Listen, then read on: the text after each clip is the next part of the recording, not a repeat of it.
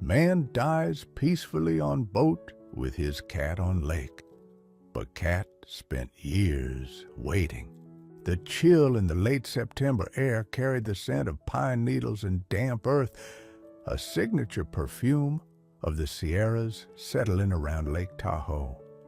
Autumn wasn't just a season here. It was a grand, slow-motion spectacle. The aspens, scattered amongst the steadfast pines on the surrounding slopes, were turning brilliant shades of gold and amber, their leaves trembling like coins in the breeze. Down by the water's edge, the rhythm of life seemed to slow, mirroring the cooling temperatures and the shortening days. For Arthur Peterson, this time of year held a particular poignant beauty. He'd lived by the lake for nearly 15 years now, ever since Eleanor passed, trading the bustle of Sacramento for the quiet solitude of a small, wood-shingled cabin tucked away just off the main road near Carnelian Bay. He was 83 now, his tall frame stooped with age, his once dark hair thinned to a wisp of silver, framing a face etched with the lines of a long life. Lines of laughter from decades with Eleanor, lines of worry from raising their daughter, Sarah, and deeper lines of grief carved by loss. His hands, gnarled by arthritis but still capable, bore the evidence of years spent working with wood, first as a hobbyist, then more seriously after retirement. His constant companion in these later years was a creature of similar quietude and matching autumnal coloring, a marmalade cat named Rusty. Arthur had found him huddled under the porch one bitter winter morning about 10 years ago, a half-frozen scrap of fur and bone. He'd brought the kitten inside, warmed him by the wood stove, and offered him a saucer of milk, never intending for it to be a permanent arrangement. But the little ginger cat, once thawed and fed, had decided Arthur's lap was the center of the universe and had simply refused to leave. Rusty wasn't a demanding cat. He was mostly content to drowse in sunbeams, watch birds from the window, and, most importantly, accompany Arthur on his daily ritual. Every afternoon, as the sun began its slow descent towards the western peaks, casting long shadows across the crystalline water, Arthur would head down the gentle slope from his cabin to the small private dock that jutted out into the lake. Rusty would trot alongside him, tail held high like a furry question mark, occasionally pausing to rub against Arthur's leg with a low, rumbling purr.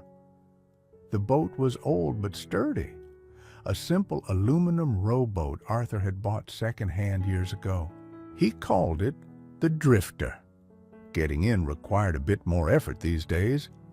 Arthur would brace himself carefully, stepping onto the center plank, his movements slow and deliberate. Rusty would wait patiently on the dock until Arthur was seated, then make a nimble leap, landing silently on the worn cushion Arthur always placed on the seat beside him. Then, with the gentle dip and pull of the oars, they would glide away from the shore. Arthur wasn't going anywhere in particular. He rarely rowed far, just enough to reach the middle distance, where the sounds of the shore faded, replaced by the lapping of water against the hull, the cry of a distant gull, or the whisper of the wind through the pines. Autumn had arrived, dyeing the leaves around Lake Tahoe golden. The air held the crisp promise of cooler days to come. Arthur Peterson, as usual, rowed the Drifter out towards the middle of the lake as the sun angled lower, painting the sky in strokes of orange, pink, and deepening violet. Rusty, the ginger cat, lay quietly beside him, curled up not quite in his arms today, but on the cushioned seat, close enough for Arthur's hand to rest upon his warm, vibrating flank. The fur felt softer than anything else in the world. Arthur breathed in the clean, cold air. He loved this time of day, this place. The lake, vast and deep, seemed to hold the secrets of time itself. Its surface, sometimes choppy and gray, was often, like today, a vast mirror reflecting the sky and the majestic, tree-clad mountains. It calmed him, centered him, reminded him of both the insignificance and the quiet dignity of a single life lived against such a grand backdrop. He'd shared this ritual with Eleanor during their visits years ago, though they'd usually preferred morning walks. After she was gone, the lake became his solace, and then came Rusty, filling a different kind of silence, offering uncomplicated companionship. "Getting colder, boy," Arthur murmured, his voice a low rumble, slightly raspy with age. He stroked Rusty's back, feeling the familiar ridge of his spine beneath the thick fur. "Won't be long before the snow flies." Rusty responded with a slow blink of his luminous green-gold eyes, shifting slightly to press his head more firmly against Arthur's hand.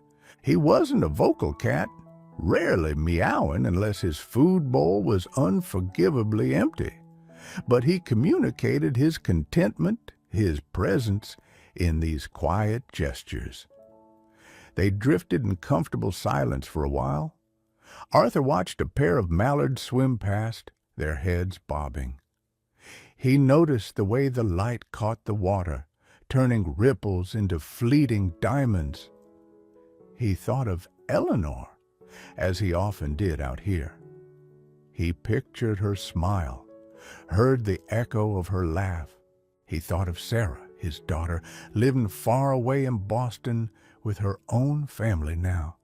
He missed her, wished she were closer, but understood her life was her own. He felt a familiar pang of loneliness, quickly softened by the warmth of the small, furry body beside him and the immense peace of the lake. His neighbor, Martha Jenkins, a cheerful widow about 10 years his junior, sometimes saw him rowing out. She'd wave from her own deck further down the shore. "Checking the water temperature, Arthur?" she'd call out good-naturedly. He'd raise a hand in acknowledgement. Martha was kind. She occasionally brought him a share of her baking or checked in if she hadn't seen him for a day or two. He appreciated her thoughtfulness, though he guarded his solitude. Today, however, his oars seemed heavier than usual as he began the slow row back toward shore. A familiar ache in his chest, one he'd been ignoring for months, pulsed faintly. His breathing felt shallower, catching slightly with each pull. He paused, letting the boat drift, and took a slow, deliberate breath. The sun was now kissing the jagged line of the western peaks, the light turning fiery. He looked down at the ginger cat, who had lifted his head and was looking back at him, perhaps sensing the pause, the change in rhythm. Arthur gently stroked the soft fur under Rusty's chin, a spot he knew the cat loved.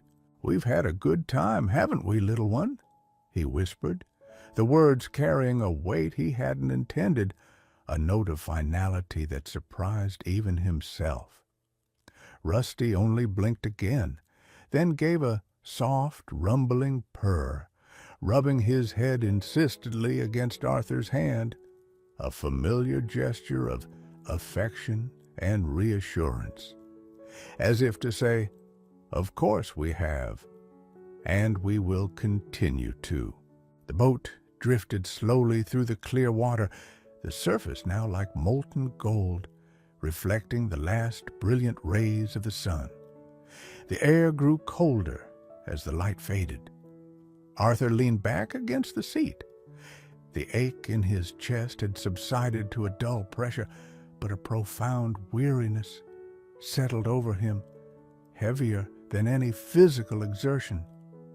He closed his eyes just for a moment, letting the gentle rocking of the boat soothe him. A faint, peaceful smile touched his aged lips. He felt Rusty shift beside him, settling back into a warm curl. The familiar weight, the soft vibration of the purr. It was enough. It was everything.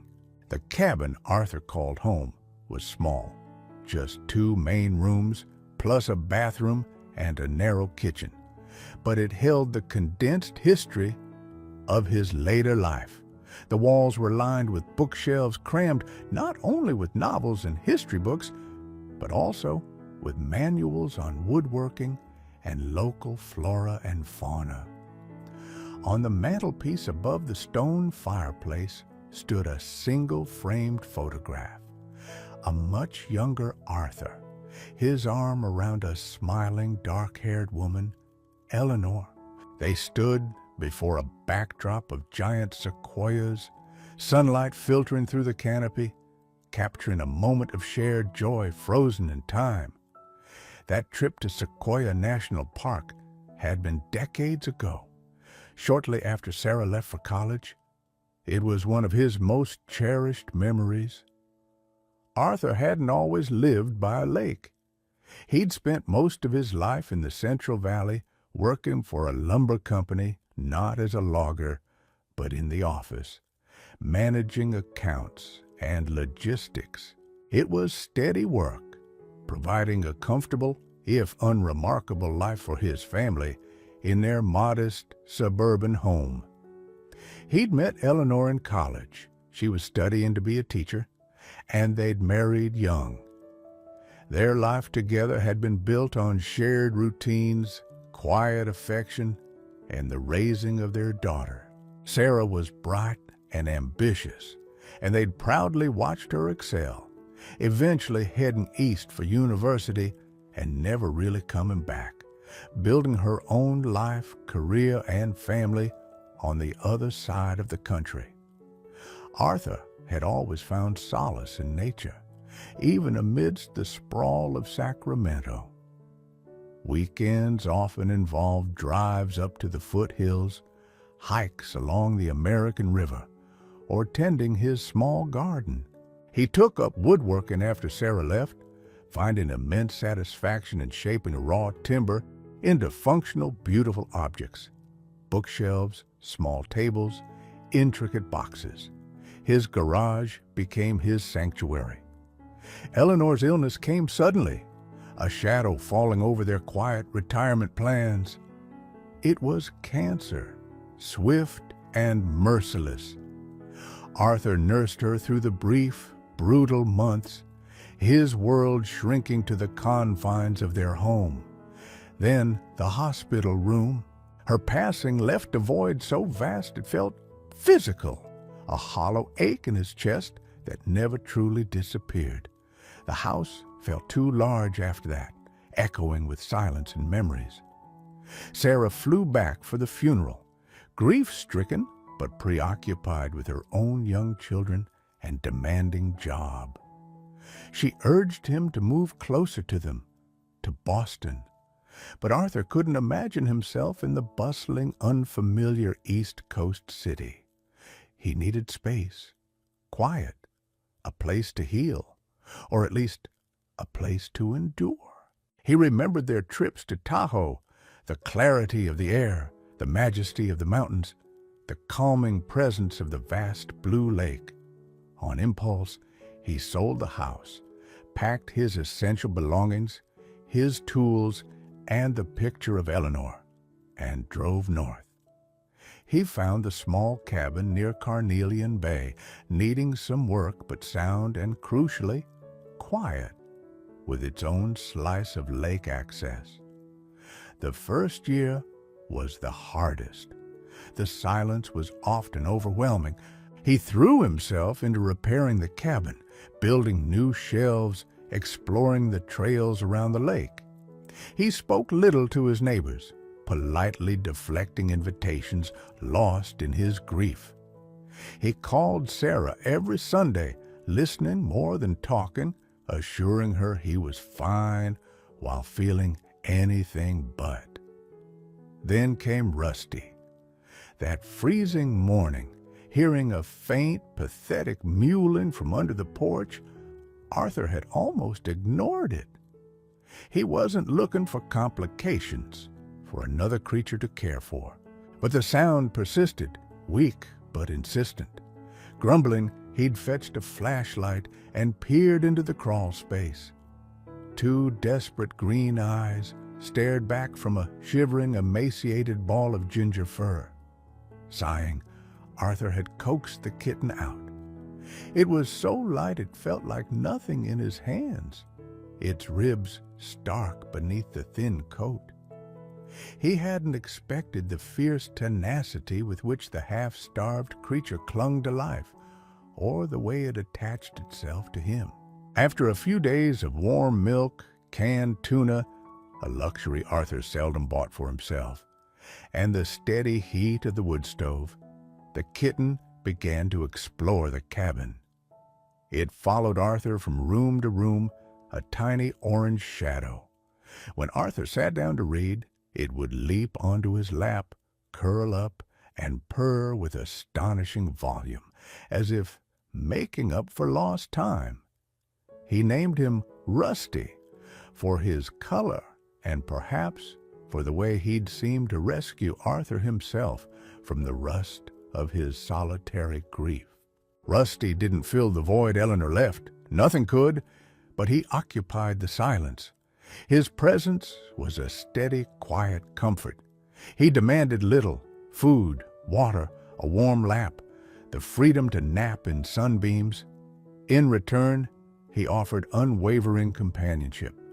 He'd sit on the workbench, blinking slowly as Arthur worked wood, seemingly fascinated by the shavings curling from the plane.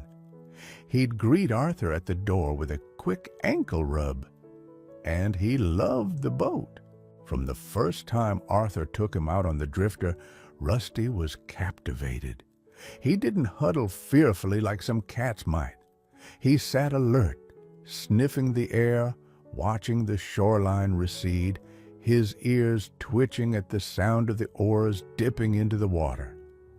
It became their ritual, their shared time, away from everything else. As the years passed, Arthur settled into the rhythm of lakeside life. He made cautious acquaintances with people like Martha. He learned the names of the birds, the patterns of the weather, the best spots to watch the sunset. His sharp edges of grief softened, rounding into a constant low-level ache of memory, warmed by the routines of his quiet life and the furry presence beside him. He knew he was getting older. The hikes became shorter walks. Working with his tools sometimes left his hands stiff and aching for days. He installed grab bars in the bathroom, moved things to lower shelves. He updated his will, made sure his affairs were in order, and mailed a copy to Sarah, along with a letter telling her, in his reserved way, how much he loved her and how proud he was. He didn't dwell on the end, but he accepted its inevitable approach, much like he accepted the coming of winter each year. Lately, the shortness of breath had become more frequent, the ache in his chest harder to ignore. He'd visited the doctor in Truckee months ago, who spoke of aging, of a tired heart, prescribing pills Arthur sometimes forgot to take. He didn't want tests or procedures. He didn't want to end his days in a hospital. He wanted to stay here in his cabin by the lake with Rusty. He'd started making small preparations. He bought an extra-large bag of Rusty's favorite dry food, leaving it where Martha would easily find it if she came looking for him. He wrote down the vet's number and Rusty's feeding schedule on a notepad by the phone. Small things, practical things. He didn't want Rusty to be a burden, but he couldn't imagine the cat anywhere else. The golden light of this particular autumn felt different, more precious, more fleeting. Each trip out on the lake seemed imbued with a deeper significance. He found himself talking more to Rusty, not just idle observations about the weather, but fragments of memory, whispers to Eleanor, thoughts he hadn't voiced to another living soul. The cat, as always, listened patiently, offering the silent communion that had become the bedrock of Arthur's final years. He knew, with a quiet certainty that settled deep in his bones, that his time by the lake, his time with Rusty, was drawing to a close, and he was strangely at peace with it. The day dawned clear and bright, one of those perfect Tahoe autumn days where the sky was an impossible shade of blue and the air so crisp it felt like a tonic.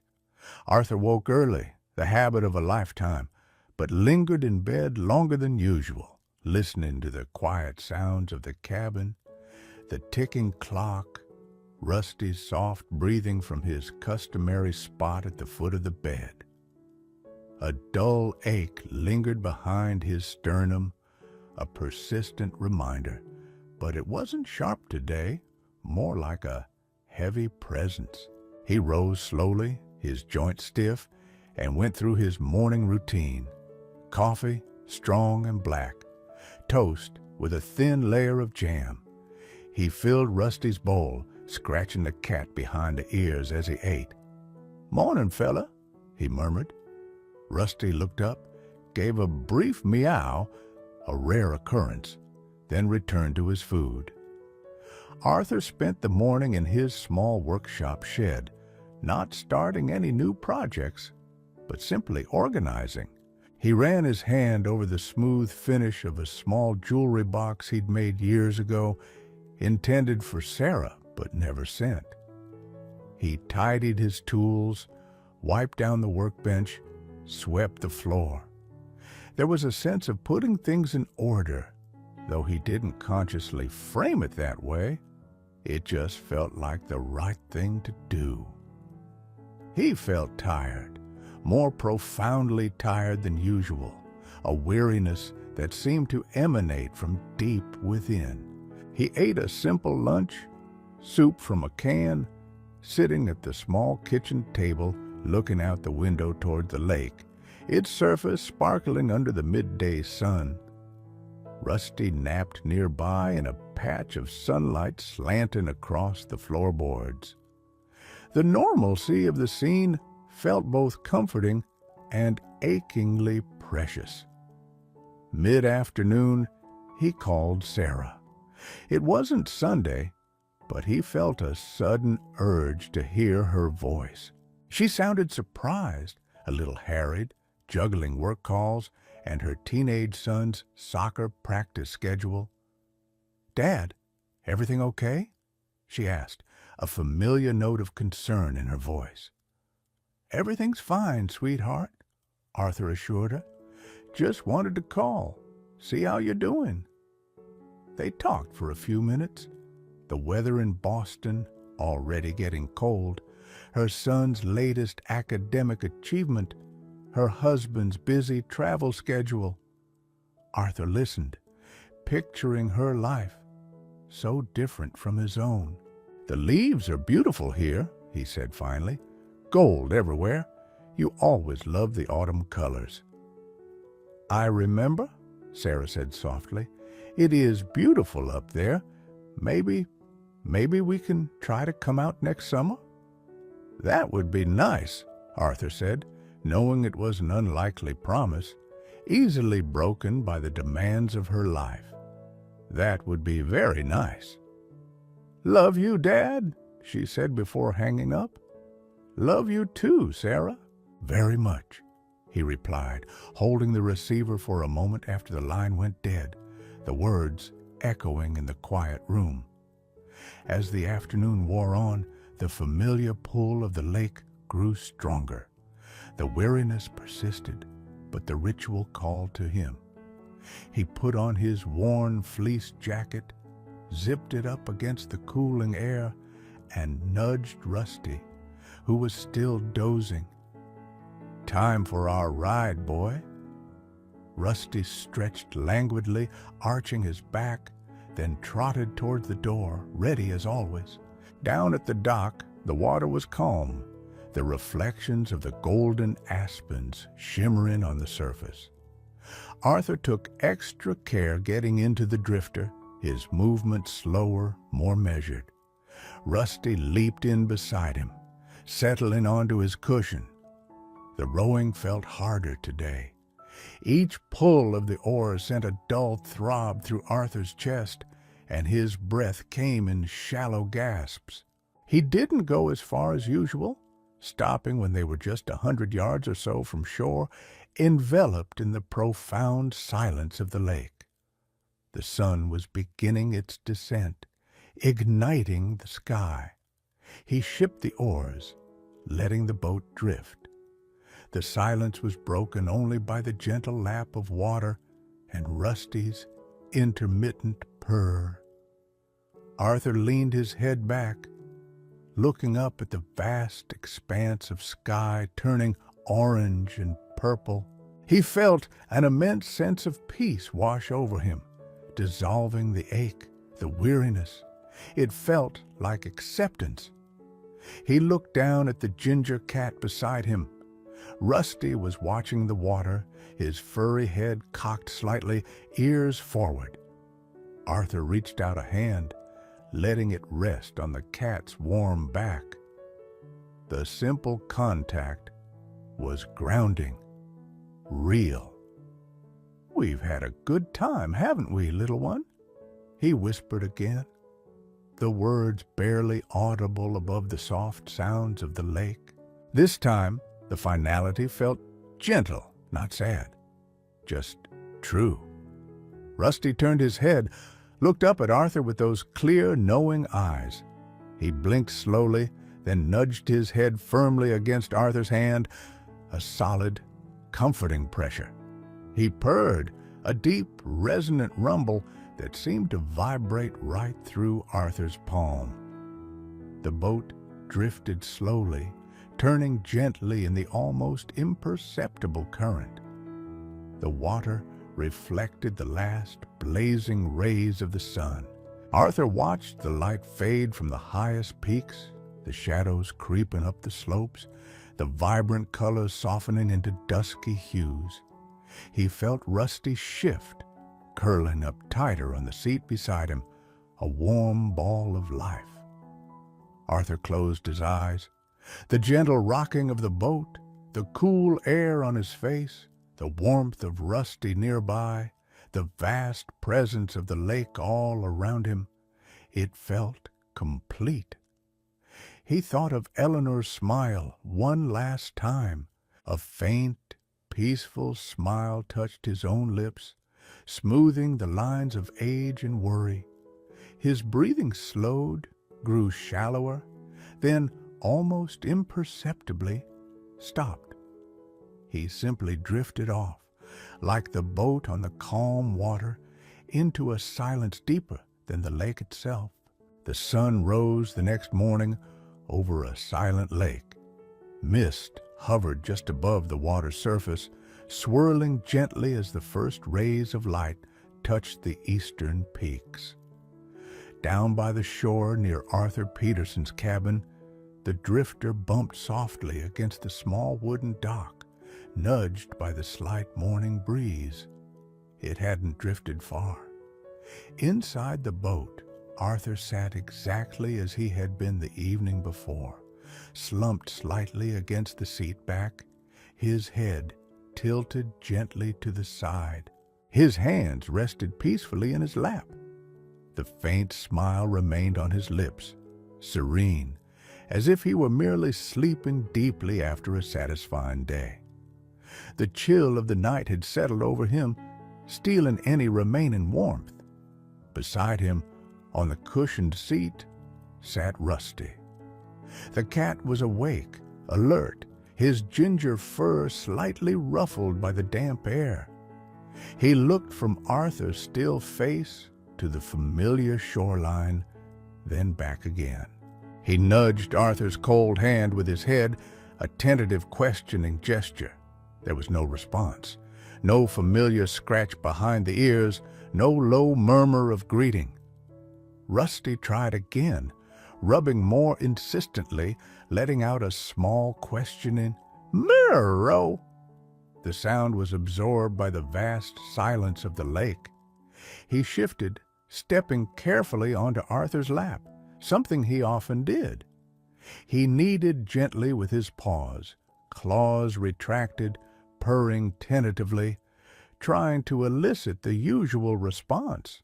But the lap was cold, unresponsive. The rhythmic rise and fall of Arthur's chest, the familiar backdrop to so many naps, was absent. Rusty settled, curling into a tight ball, seeking warmth, waiting for the familiar stir, the hand that would eventually stroke his fur. He waited, listening to the lapping water, the distant call of a bird, the unnatural stillness beside him. Confusion began to cloud his feline senses, replaced by a dawning sense of unease. It was Martha Jenkins who found them. She had noticed Arthur's lights weren't on when she woke, which was unusual. Arthur was always up with the dawn. Later, when she saw the drifter still tied, or rather bumped up against the dock long after Arthur usually returned, a knot of worry tightened in her stomach. Wiping her hands on her apron, she walked down the path that connected their properties.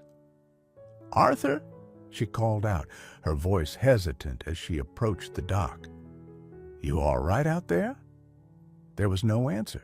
As she got closer, she saw him sitting in the boat, seemingly asleep.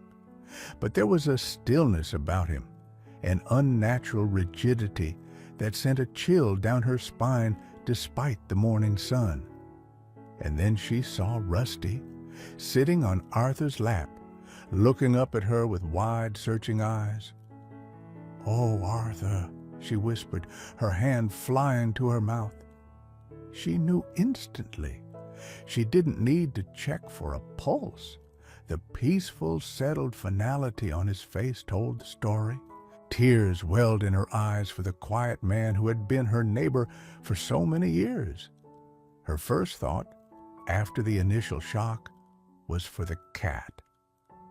"Come here, Rusty," she said softly, reaching toward the boat. "Come on, sweetie." Rusty looked at her, then back at Arthur's still form. He didn't move. He seemed anchored to the cold lap, reluctant to leave his post. Martha carefully stepped onto the dock, her heart aching for both the man and his loyal companion. She spoke gently, murmuring comforting words, eventually coaxing Rusty into her arms. He felt tense, trembling slightly, but allowed her to lift him out of the boat. He kept looking back at Arthur, a low, confused rumble in his chest.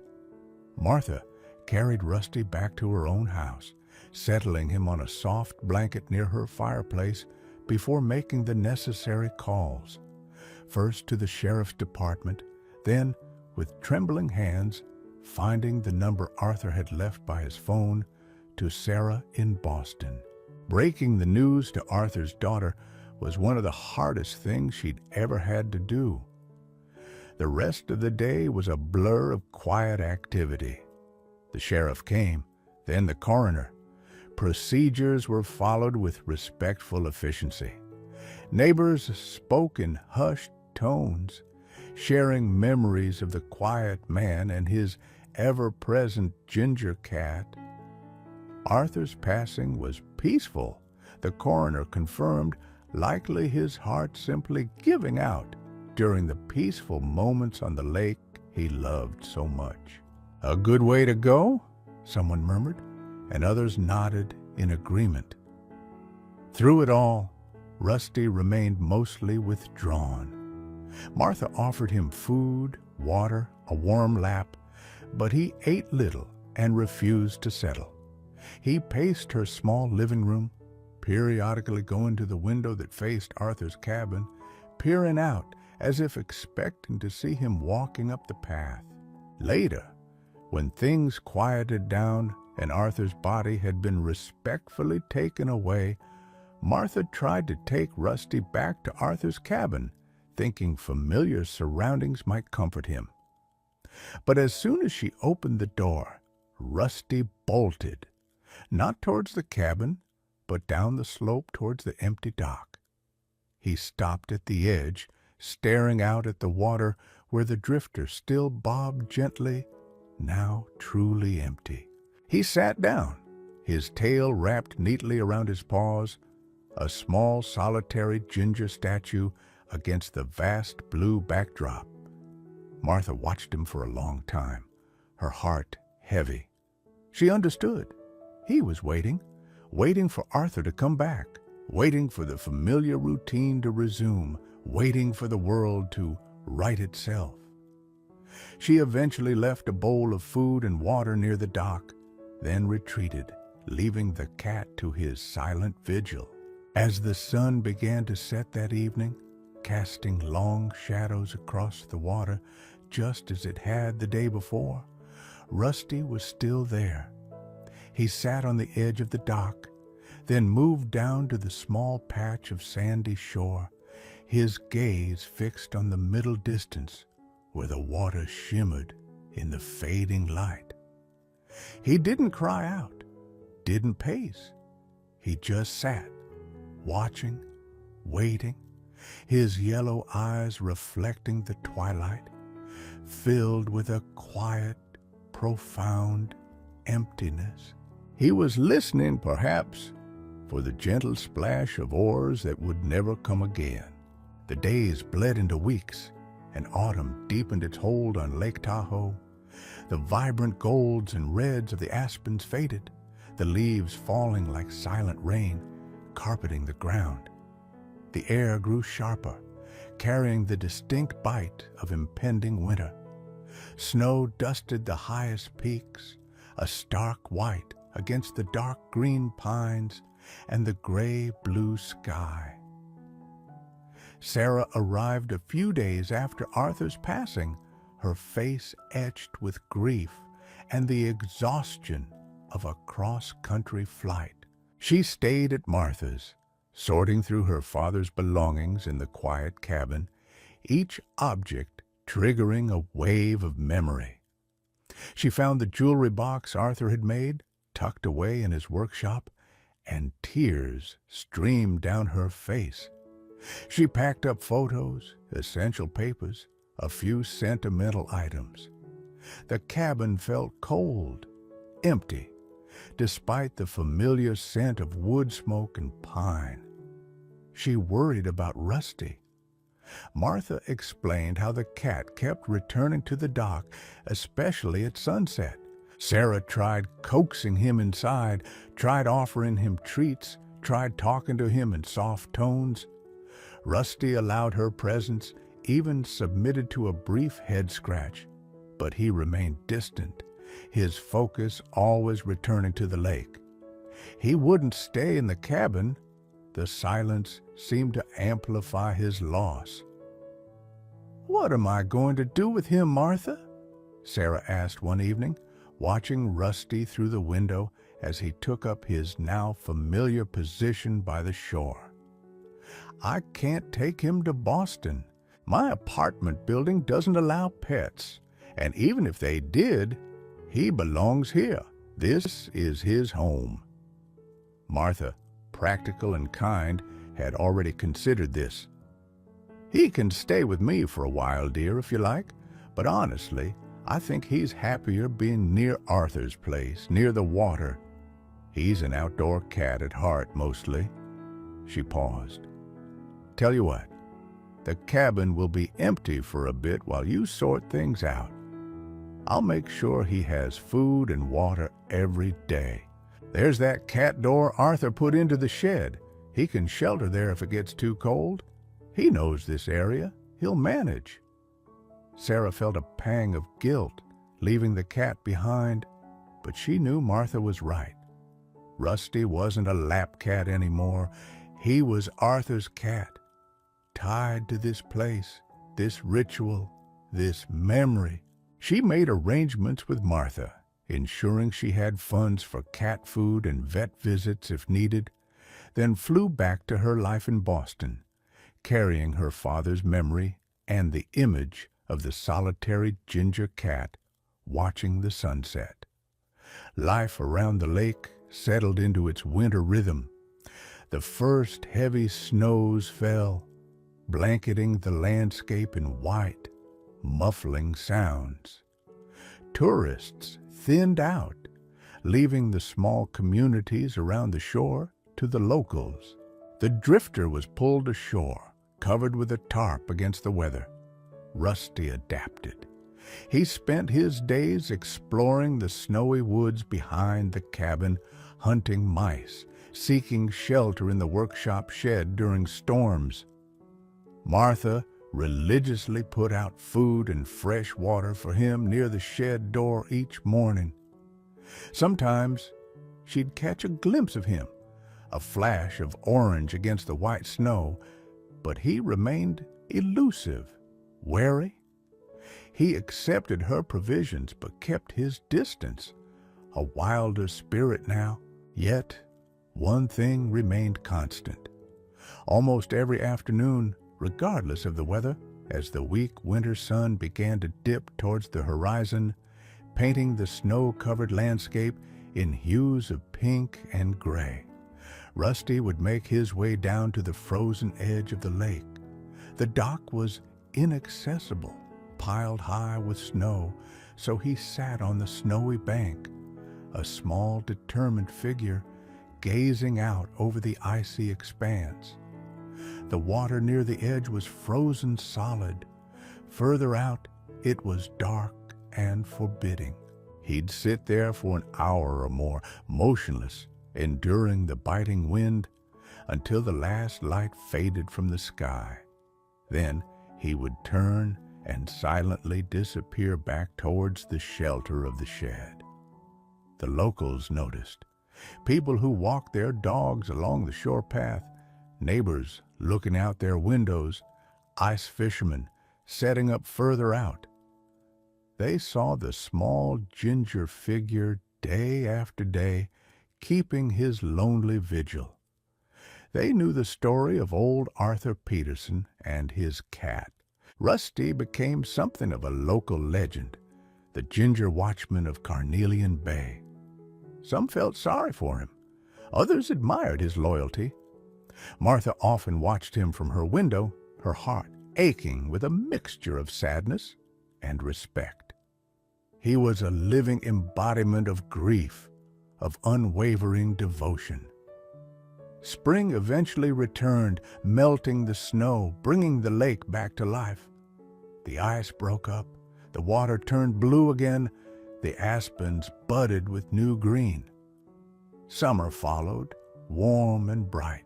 Sarah came back for a short visit, checking on the cabin, spending time with Martha. She saw Rusty by the lake one evening. He looked healthy, his coat thick and glossy, but he still held that air of solitude, that watchful intensity. He let her approach, even rubbed against her legs briefly, before returning his gaze to the water. Years passed. Arthur's cabin was eventually sold to a young couple who loved the lake. They were kind to Rusty, leaving out food occasionally, but he never adopted them. He remained semi-wild, tied to the land, to the shore, to the memory. Martha Jenkins grew older herself, her steps slower, but she never forgot her promise. She, and later the new owners of Arthur's cabin, continued to ensure the Ginger Watchman had food and shelter. And so, season after season, year after year, as long as he was able, Rusty kept his ritual. Every afternoon, as the sun began to set over Lake Tahoe, painting the sky with fire and shadow, the small ginger cat would make his way to the water's edge.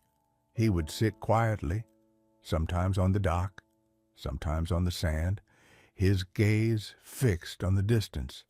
He watched the light fade, watched the stars emerge in the twilight sky, a solitary figure silhouetted against the vast, beautiful, and enduring landscape. He wasn't just waiting anymore. He was remembering. Remembering the gentle rocking of the boat, the warmth of a familiar hand, the low murmur of a kind voice. He was the keeper of a quiet legacy, a furry testament to a bond that even death could not entirely break. And the people who saw him there, sitting alone by the water's edge as the day ended, felt a quiet pang in their own hearts, reminded of love, of loss, and of the enduring power of memory, carried on the silent watch of a faithful ginger cat.